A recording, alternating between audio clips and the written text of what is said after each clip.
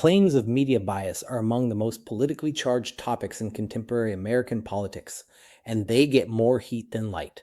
So let me try to bring some analytical clarity to them. The charge that mainstream media has a liberal bias has been a staple of conservative rhetoric since at least the 1970s, when Vice President Spiro Agnew memorably described television journalists as nattering nabobs of negativism.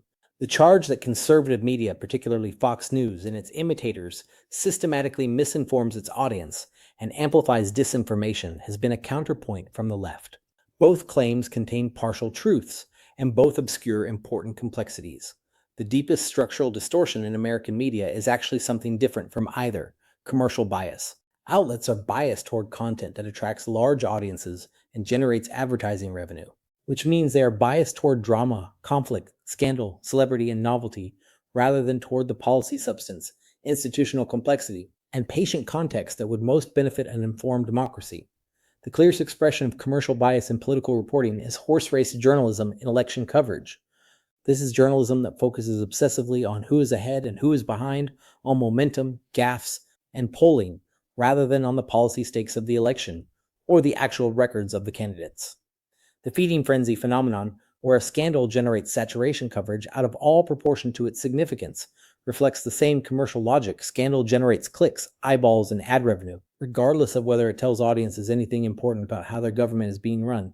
Then there's spin, the deliberate effort by political actors to shape coverage by selecting and presenting information in ways that favor their preferred narratives. Spin involves choosing which facts to emphasize and which to ignore, framing events in favorable language, managing media access to control conditions, and deploying surrogates and pundits to advocate one's preferred interpretation. Pundits, commentators who offer opinion and analysis rather than factual reporting, are the primary vehicles for spin in the contemporary environment. The proliferation of partisan punditry on cable news and social media has blurred the line between news and advocacy in ways that confuse audiences about the basic distinction between facts and interpretations. Finally, infotainment and soft news describe the blurring of the boundary between entertainment and journalism. News is lightened and dramatized to keep audiences engaged. Political coverage is personalized and dramatized. Policy complexity is compressed into soundbites, short, memorable phrases that can be broadcast repeatedly without context. Clickbait headlines are designed to provoke emotional reactions that motivate clicking without necessarily accurately representing the underlying story. Each of these practices is individually defensible as a rational response to audience attention economics, but their aggregate effect is to degrade the quality of political information that reaches most citizens. That's the honest picture of American political media.